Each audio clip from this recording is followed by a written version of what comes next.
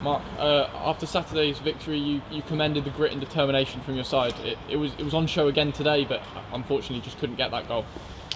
Yeah, when you give a team something to hold on to, like we did in the first 70 seconds, we don't start properly, then sometimes make it tough for yourself if you don't score quickly. And we played magnificently well in the second half without scoring, and we couldn't have done a lot more.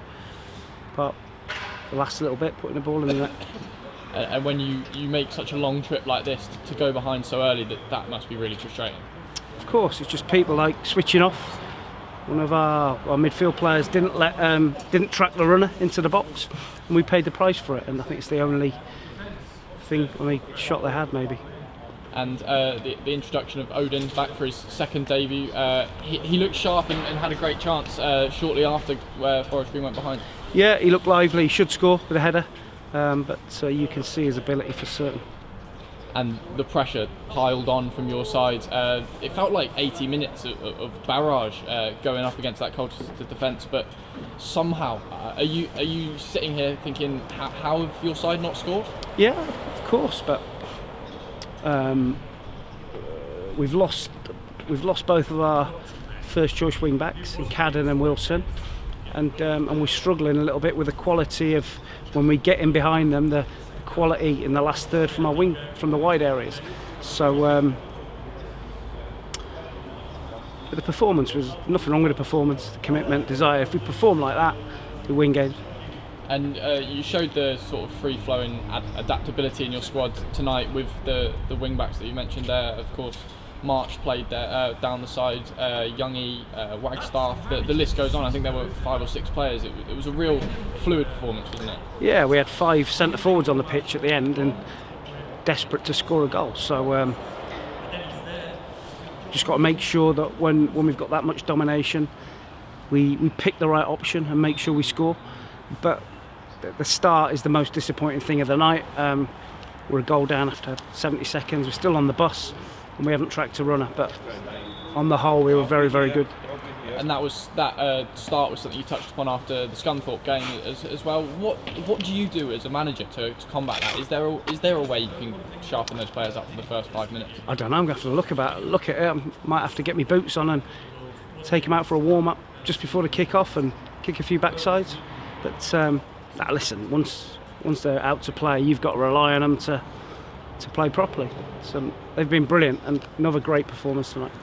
And just despite the frustrations of this one, you can look at the positives there, can't you? As you mentioned, another good performance, and that can be carried on.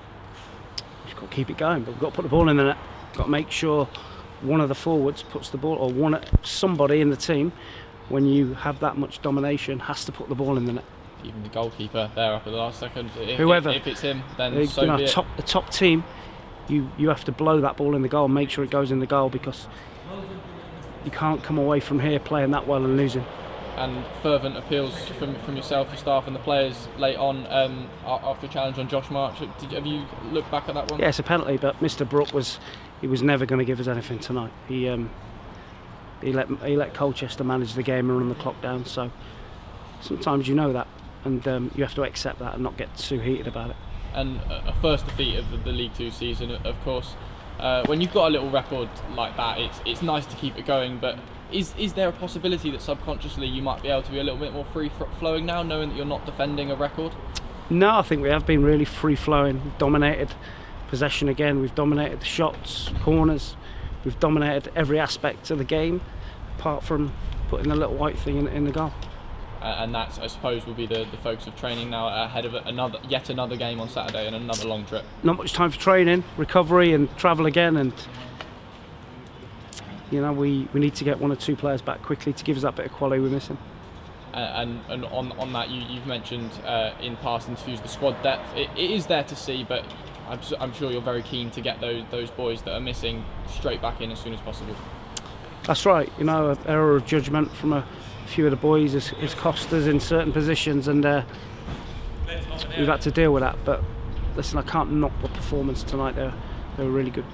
and attention's obviously turned now to Morecambe on Saturday, as you say, recovery, and then getting ready to make that trip. I suppose you want to be carrying this performance in there into that game and just making sure that that final piece is there. That's the most difficult bit. Like you said, we can get the players into those positions, but they have to pick the right option once they get in the final third, and certainly we'll work on it, but that's down to picking the right option. Good performance. Thank you very much.